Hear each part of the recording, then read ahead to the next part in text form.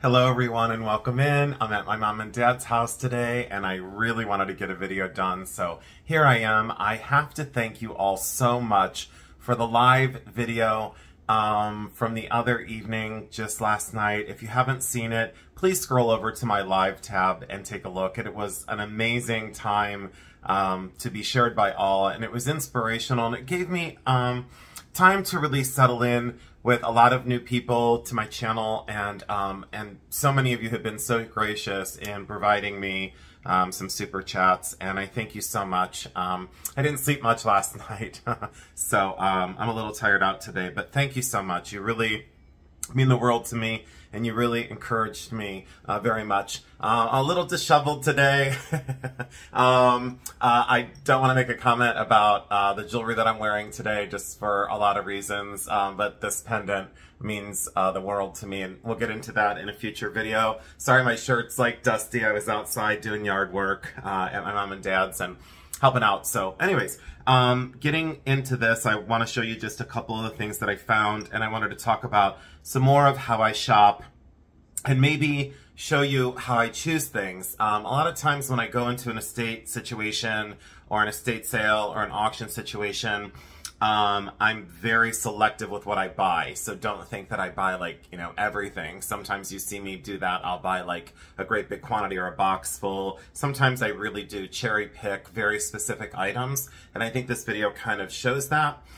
So thank you again so much for joining in, and I really do appreciate it very, very much, and a little bit of lack of sleep from last night, so a little bit worn out, but just drank some coffee, so I'll probably get crazy here in a few minutes. But thank you again so much for joining in, and we're going to go camera down now. So I'll move you down, and we'll go onto the table. And I think right there is good. I think that's good because you can kind of see the things that I talked about in the live are over here. And I did talk about the table cut diamond earrings. So I already discussed these in the live. So if you want to see these, again, I suggest you go over to the live feed. But I bought these in West Virginia, and I bought them for costume jewelry. And in fact, each earring is about 4 carats or 4.5 carats of diamond slices made in India and set in gold-plated sterling silver. They are for pierced ears. And I paid $25 for these. But I would say, you know, again, a wholesale value, probably around $1,200. I think a retail would be more on the lines of like $1,500 to $1,700.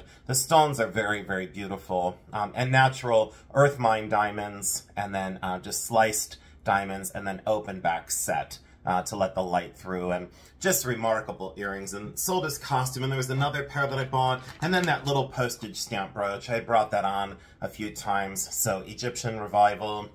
And, you know, kind of a trompe l'oeil or facsimile of a postage stamp from Cairo, Egypt. And it looks like it's postmarked, but that's all Limoges enamel, glass enamel that's painted on the surface of that brooch. And then those Egyptian stylized lotus flowers as the border, but just an incredible brooch. And I kind of talked about that in depth in the live. And then all the gemstone beads and the rings. So I still had that out with me, and my mom, you know, wanted to see that in real life, so I thought I'd bring that up and show her. Onto this, which you haven't seen, and I kind of consolidated down a little bit because there were a few other pieces that I had chosen at the estate sale.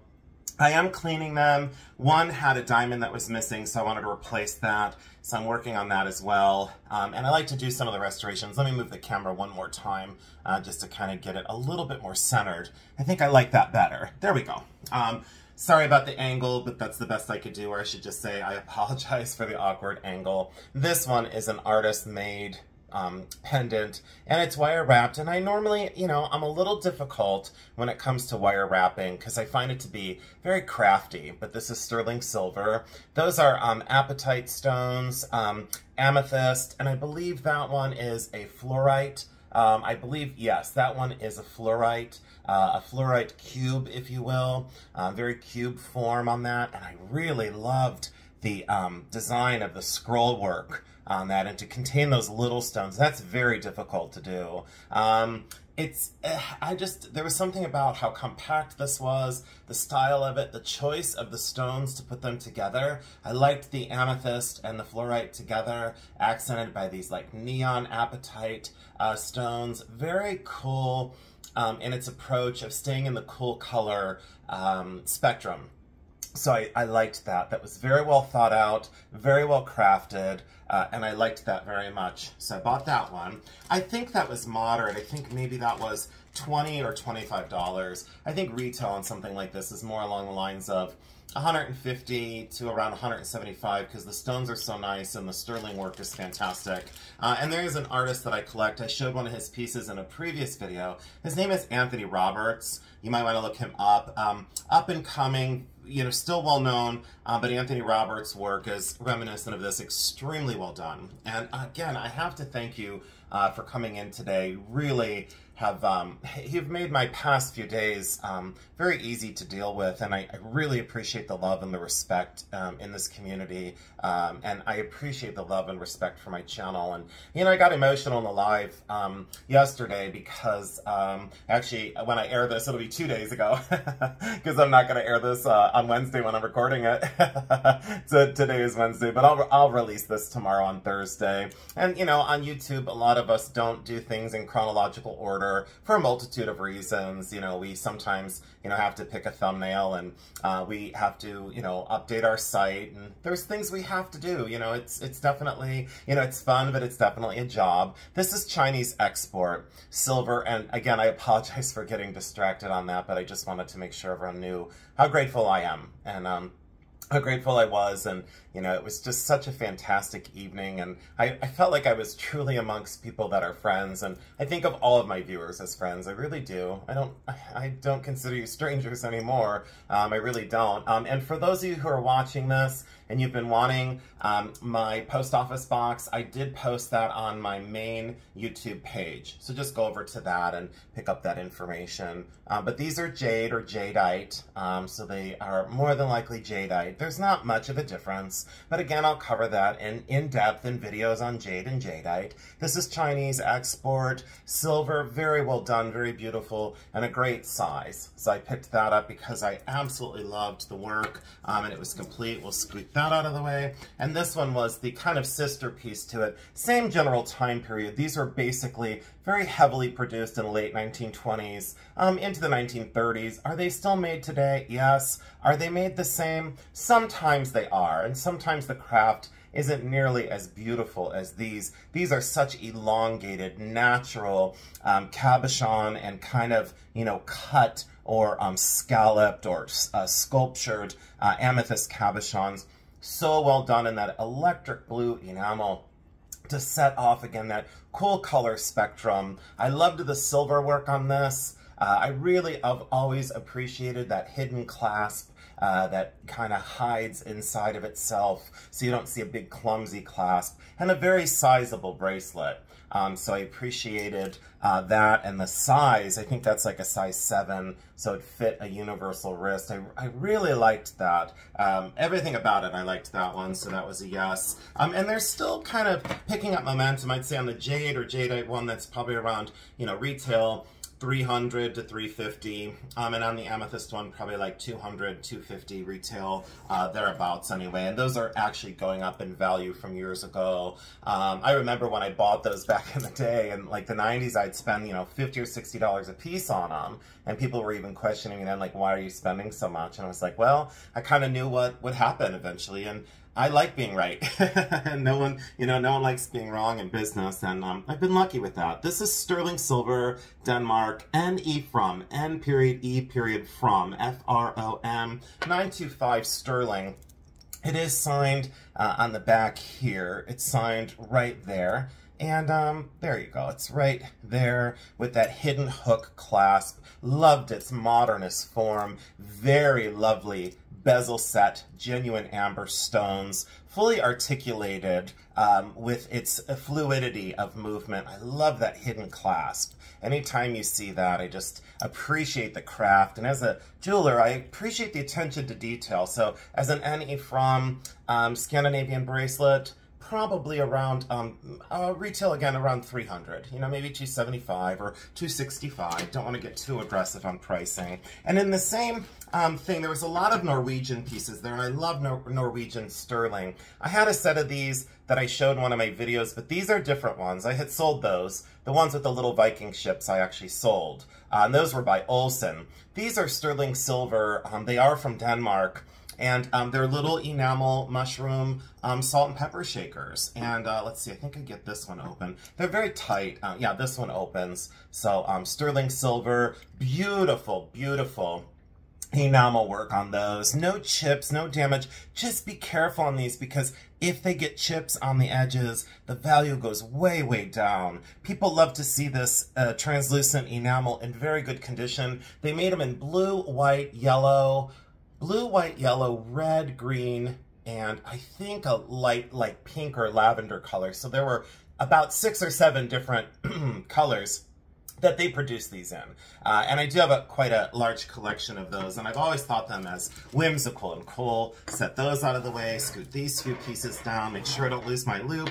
This is in the School of Mikimoto. When you see these are Akoya pearls and sterling silver. They are cultured. It is silver, and a lot of times these will be signed Mikimoto. This one is not, but the Mikimoto signature is an M inside of a clamshell. So when you see that, that's Mikimoto, but this is just a beautiful version. And I usually don't like the wreath style pin from the 50s, but this had an elegance and a naturalistic design that I just thought the craft and the delicacy was just really beautiful, and the quality of those pearls is outstanding. I will talk about quality of pearls in future videos, but you really want to look for color and for luster. When you look at a pearl and you can see the whole world inside of it, like back to you, like you can see yourself standing there, and you can see like a table next to you and a lamp or a tree or wherever you're at in the circumstance that you're viewing these pieces. If you can see that kind of exact thing inside of the pearl, the quality and the luster is very, very high.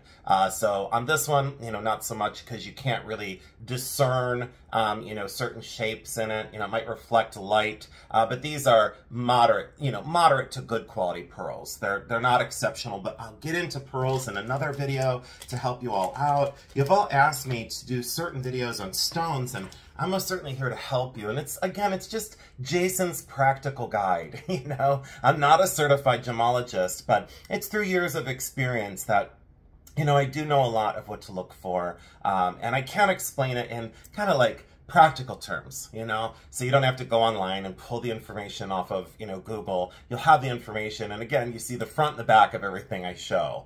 So you can kind of see the construction. This one's late 30s, early 40s, maybe even into the late 40s. It is brass, and it was silver plated at a certain point, but I love these gigantic blue stones. And you saw in the tassel, it's this mesh, beautiful brass tassel, lots of movement, lots of beauty, and you saw me pull this out of an antique mall down in Berlin, Ohio for $5. And I was so glad to get that because I think I could still get, you know, 85, maybe 95. I don't think I brought that on before, but if I did, please forgive me for a repeat because sometimes I lose track of, you know, when I'm repacking the boxes, I sometimes lose track of what I've shown so far. Down to just a couple more, so we're not going to be here, you know, a tremendous amount of time. This is Victorian, and I never understood the fly with like a pin or the fly with like a tack or a nail. I never quite understood that design aesthetic. I'm sure it meant something. And I thought it was like a rebus. You know, sometimes the rebus will be like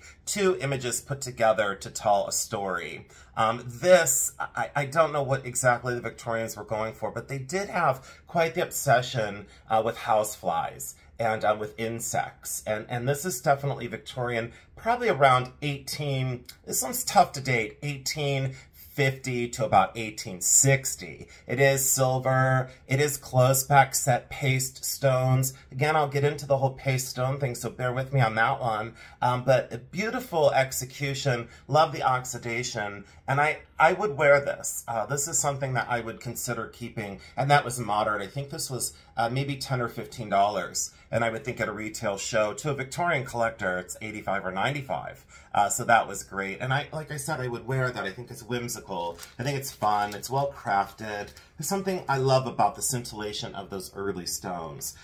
These were probably, besides the amber pin here, the gigantic amber pin, these were probably my favorite that I fished out of the collection, and it was very unexpected. I do think that these are from Portugal. Portuguese earrings had this foliate design. It is a mixture between silver and 9-karat gold. These are, in fact, very, very, very high grade citrine. At first I thought they could have been in like the imperial topaz family. The more I study them, I'm going to try and put them on the back of my hand so you can see them. The more I study them, that's definitely, you know, Madeira citrine, very dark orange, very saturated, natural color zoning in the stones. Doesn't read as topaz, definitely, you know, reads as citrine. And I love the elegance of these. I would say age-wise on these, probably because of the screwback mechanism and the way that cage is constructed behind that stone, that may have been converted at a later time. I don't think it was. I think they were always this way. I'm going to say late 30s. You know, maybe if you're lucky, you know, mid-20s, but the craft on these was exceptional and beautiful, and I loved these. And people that don't wear screwbacks make exceptions when they see things like this. So don't think that screwbacks won't sell, because they actually do. There's quite a few people that don't mind. And I've actually, in the past, I've worn screwback earrings before, and I never minded, you know. I thought it was cool. Didn't mind on a mechanism. Only a few left. A artist palette brooch. I've seen these frequently, and I'm sure most of you have. This one's artisan constructed.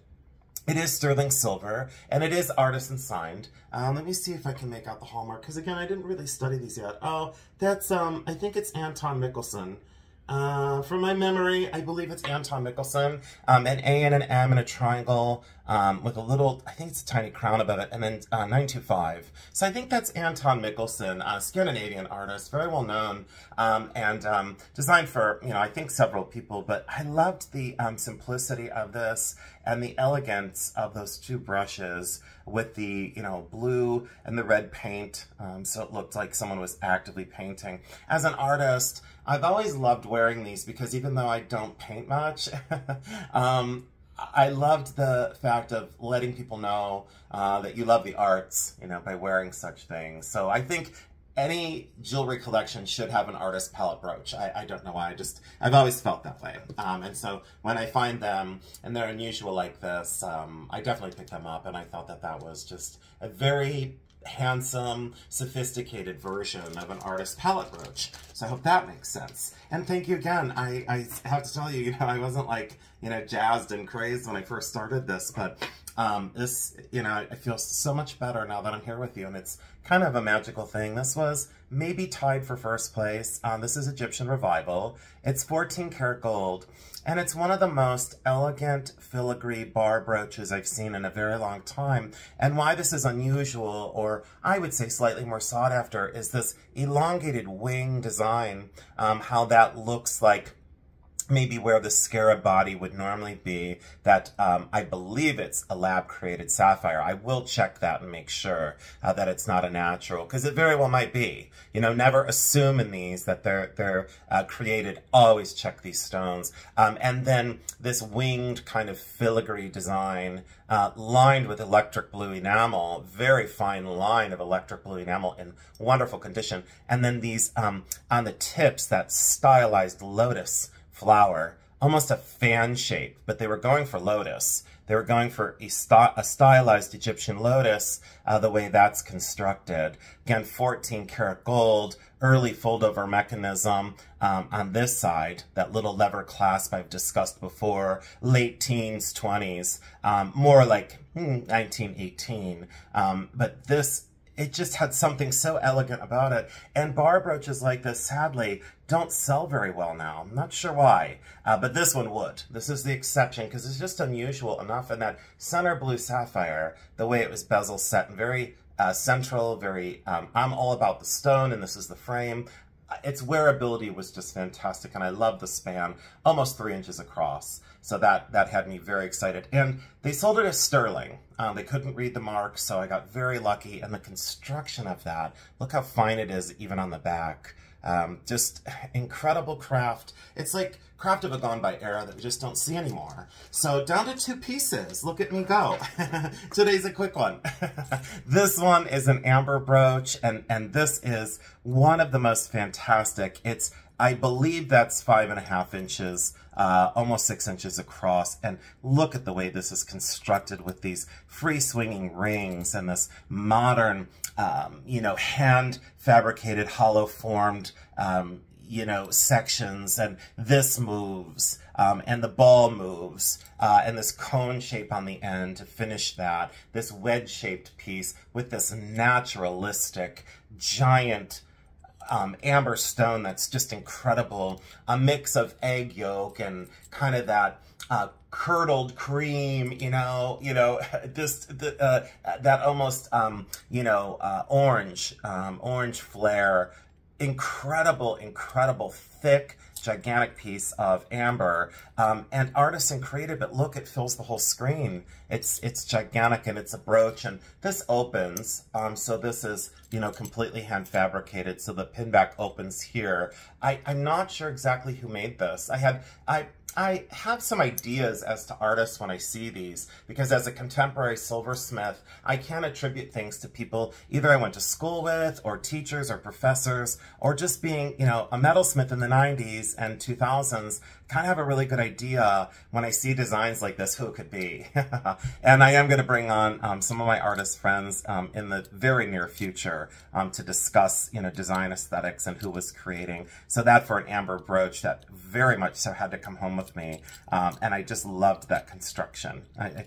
There's something about this pin that is magnificent. I would consider that an artist-made wearable sculpture, let's say that. And as an artist and a silversmith, I love artisan-made, and this speaks to me on many volumes of sculpture rather than just jewelry, and that's what I was taught as. So if you want to look at some of my art, I have that video way back when. So if you're new to me, please go back and look at my old videos, because that's what they're there for.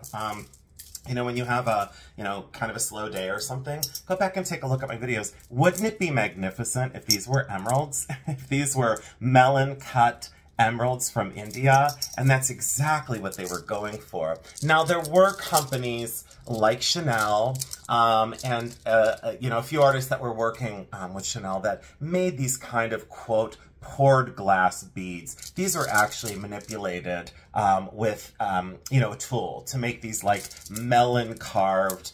These were never poured. These were blown glass, and these were hand manipulated. But look at that kind of flawed emerald inclusions that they put in, that kind of swirl that made them look and appear to be, literally 20 karat emerald, Colombian emerald beads. But as a costume necklace, that transcends just glass. And I've always told people, when you see the flawed emerald glass, do some research and look up the prices, and I think you'll be amazed. Years and years and years ago, people were selling these for not very much money, $20 a strand, $30 a strand. Those days are long since gone. The quality of these and being knotted in between each, this could be tough. If I knew exactly who produced these, the value could go between, $200 on the low end, and it could definitely go as high as like a couple $1,000s on the high end. Believe it or not, and you might say for just glass, and the answer is for glass that looks like this, that looks like gigantic faux emeralds. So yeah, be on the lookout for glass, because I think I got this one for $10. And it's probably around 24, it's about 24 inches long. But there's just something so incredible about the craft and the skill that this artist had to put this together. And just the weight of these alone and the size, you can tell the quality. Unfortunately, my ring light's kind of washing out the color, but they're truly very beautiful, true kind of Colombian emerald green. So that does it for today. Thank you so much for joining in. I hope you have an amazing Thursday. And, if you wanted to see these treasures from the other day, gemstone beads and sterling rings and in some really fantastic pieces, along with these tremendous, you know, table cut and diamond slice, if you will, diamond slice earrings from India. Incredible. So if you wanted to see those, please go over to that last live feed that I did. So just scroll across the top of all the videos. You'll go up to the top of the main page and you'll scroll across and you'll see the live tab. Just click on that and scroll down. It'll be the first one in the feed. And the close-up, you can't miss it. It's the close-up of these earrings. And it looks like just another galaxy, you know. So as you're aware, you mean the world to me. You have me smiling, you have me safe, you have me happy, and I hope I find you in the same place because we all deserve that. I thank you so much. I wish you a beautiful Thursday, and you know how I end this. I love you because I do.